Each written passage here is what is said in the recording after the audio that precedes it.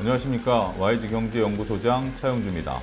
오늘 여러분들에게 드리고자 하는 얘기는 주식시장에서 일반 투자자분들이 가장 궁금해하는 것 중에 하나, 매도를 어떻게 해야 되는가, 어떠한 기준으로 매도를 해야 되는가 라는 부분에 대해서 오늘 집중적으로 말씀드리도록 하겠습니다.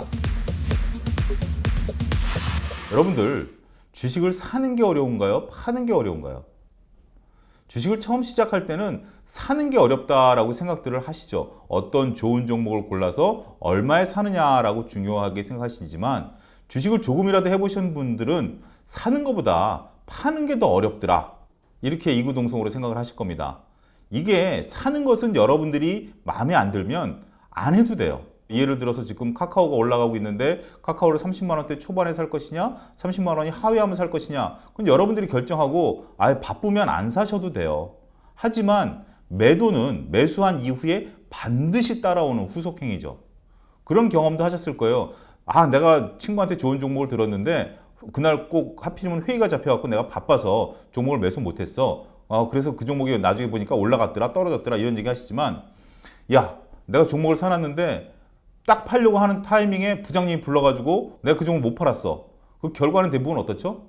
손해본 경우가 많죠. 올라갔으면 그런 얘기 안 하죠. 야, 부장님 고맙습니다. 부장님 덕분에 주식을 못 팔아서 주가가 올라갔습니다 라고 하는 경우는 잊어버리시죠. 하지만 부장님 때문에 주식을 못 팔았다?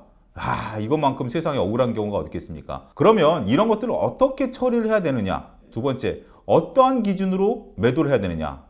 이익이 나는 경우에도 매도를 어떻게 해야 되느냐? 저는 가장 바보 같은 말이 마이너스 10%의 손실하라는 얘기가 가장 바보 같다라고 말씀드리고 싶어요. 여러분들 1000만 원이 10% 빠지면 900만 원이죠. 900만 원이 1000만 원 되려면 몇 프로 올라야 되죠? 대략 한 12% 정도 올라야 됩니다. 여러분들이 10% 손해본 분이 12%를 오른다? 여러분들 50%에서 손절매하면 몇 프로 올라야죠?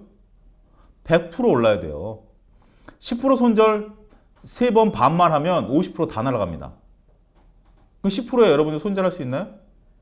해보신 분 손도 한번 들어보시죠. 그게 결과가 좋았던가요? 그건 아닙니다. 일단 전반적인 큰 틀에 대한 기준을 갖고 말씀을 드리도록 하겠습니다. 자, 연합인포맥스에 보면 기업 정보 종합이라고 있습니다. 여기를 클릭을 하면 기업에 대한 정보가 나오죠. 카카오라는 기업, 여러분들 지금 추미애 관심권에 있죠. 이 기업을 보게 되면 차트도 이런 모양이 나오고 있고, 기업에 대한 전반적인 PER이나 PBR이나 이런 지표들이 나오고 있죠. 우리가 이런 지표들, PER, PBR을 뭐라고 부르죠? 기본적 분석. 그 다음에 차트는 뭐라고 부르죠? 기술적 분석. 이렇게 부릅니다. 여러분들 지금 만약에 7월 22일 오늘 현재 여러분들이 카카오를 사신다라고 하면, 이게 올라간다 떨어진다는 얘기는 일단은 생각하지 맙시다. 오늘 산다라고 하면 내가 무슨 기준을 가지고 카카오를 살 것인가를 정하셔야 됩니다. 차트가 여기까지 찍고 35만 원 찍고 30만 원 부근에 왔으니 내가 산다. 그게 원인이 되든지, 아니면 카카오가 지금 현재 기업의 가치가 올해 영업이익이 대략 한 240% 늘어날 것으로 보여지니까 이 지표는 과거 지표니까 내가 무시를 하고 올해 영업이익이 대거 날 것이다. 여기에 맞춰 살 것인가? 아니면 둘 다 섞어서 살 것인가? 이게 왜 중요하냐면, 여러분들 차트를 놓고 사시면 차트로 대응을 하셔야 되고요. 스토리나 가치를 놓고 사셨다면 스토리나 가치에 대응을 하셔야 됩니다. 무슨 얘기인 거 아니? 차트가 이러한 모습을 현재 지금 보여주고 있는데, 차트가 급격히 상승하다가 지금 이동평균선 20일 이동평균선에 지금 근접해 있는 상황이죠.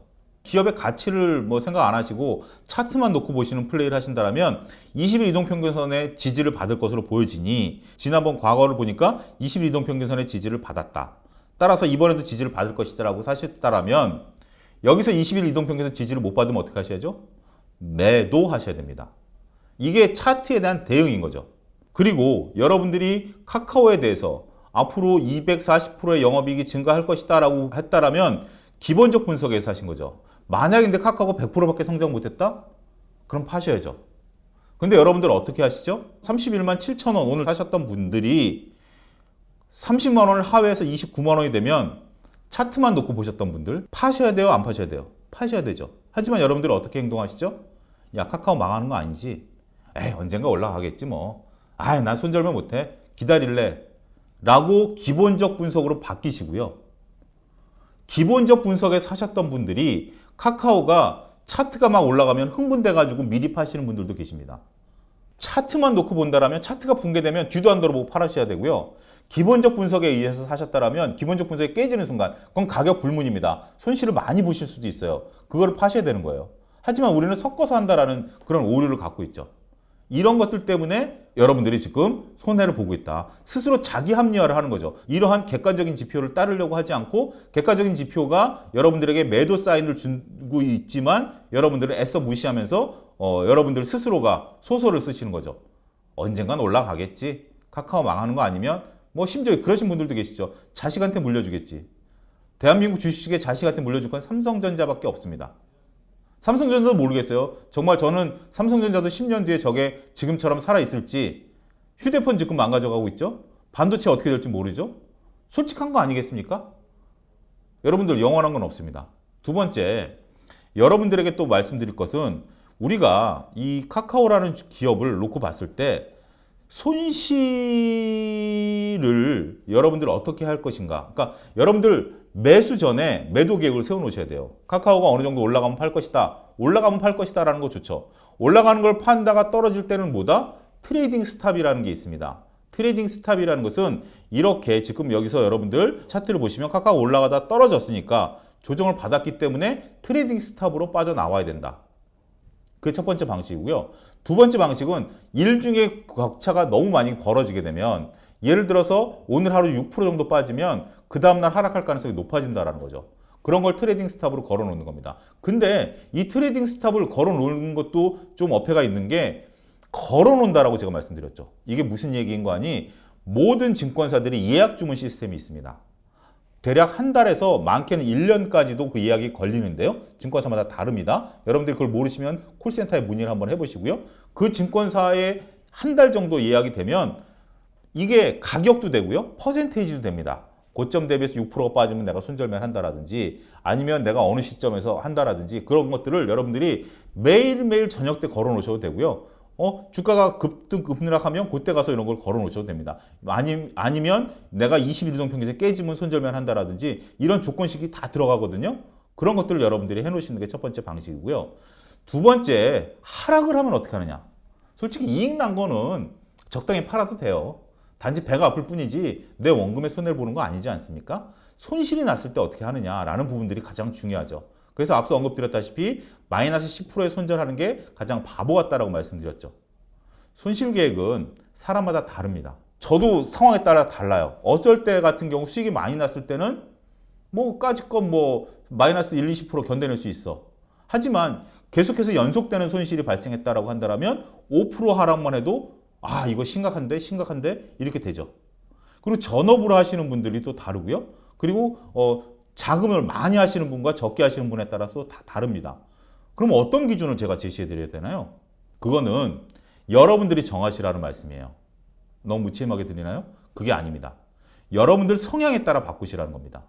내가 정말 인생 뭐 있어? 나는 고스톱을 쳐도 쓰리고 아니면 안 불러 하시는 분들도 있어요. 하지만 원고도 내가 심장이 떨려서 못 부르시는 분들도 있어요. 3점만 나도 내 심장이 벌벌 떨리는 사람. 그런 사람이 동일하게 마이너스 10%의 손절을 해야 될까요? 아니죠. 내가 고스톱 3점만 나도 심장이 떨리신다라고 하는 분들은 손절을 마이너스 3% 내지 마이너스 5% 정도에 정하시고요. 내가 쓰리고까지 부른다? 그럼 마이너스 20%까지 정하셔도 돼요. 여기서부터 핵심입니다. 종목당 정하시면 안 됩니다. 어떤 종목은 3% 장중에도 빠져요. 그럼 매번 손절하다 끝내게요? 그건 말이 안 되잖아요. 그리고 만약에 10% 이상 빠졌다. 그럼 그거 회복되기 어려워요. 어떻게 하냐면 여러분들의 자금이 예를 들어 1,000만 원이다 라고 하면 총액 대비 3%입니다. 총액 대비 20%고요. 총액 대비 3%면 얼마죠? 30만 원이죠. 그러면 여러분들이 이 종목을 내가 들어갈 때 1,000만 원어치를 다 샀다. 그럼 30만 원이 빠졌다. 그럼 손절하시는 거예요. 근데 만약에 내가 분산 투자를 해서 나머지는 현금을 갖고 있고 200만 원어치만 주식을 샀다. 그럼 몇 프로죠? 15%예요. 이 종목을 내가 15%까지 견딜 수가 있어요. 나는 전체 자산의 3%, 이건 내가 각오한 금액이에요. 30만 원? 그래, 내가 주식하는데 1,000만 원 중에 30만 원을 내가 깨먹을 수도 있지 않을까? 그 정도 리스크는 내가 떠안을게. 그렇게 된다면 여러분들이 확신이 들어가는 종목은 한 600만 원치 사는 거예요. 그럼 한 5% 빠지면 손절하는 거고, 불확실해. 이건 좀 긴가민가해. 그러면 100만 원치만 사는 거예요. 그럼 30%까지도 버텨내는 거예요. 그런 식으로 손절매 계획을 세우신다라면 여러분들이 주식시장에 있어서 좀 더 분산도 할 수 있고 자금 관리도 되면서 리스크 관리도 될 수 있는 좋은 상황이 연출이 된다는 게 핵심입니다. 그러면 장기 투자할 종목을 몰빵을 찍을 수가 있나요? 정말 우리가 카카오 같은 경우 10만 원에 사서 야 내가 1,000만 원어치 내 주식 투자금을 10만 원에 샀으면 3천만 원 돼 있을 텐데 라고 생각하시죠? 절대 그런 일은 벌어지지 않습니다. 장기 투자하는 종목일수록 작은 금액을 가져가야 돼요. 왜냐하면 변동성이 커질 수가 있으니까. 그렇게 되는 거지 장기 투자를 해서 소위 대박이 난다? 그런 경우는 없다라는 것을 이렇게 자금 관리를 통해서 여러분들이 알으셔야 돼요. 결국 정리해서 말씀드리면 첫 번째 원칙, 기본적 분석으로 샀느냐 기술적 분석으로 샀느냐 원칙을 정할 것.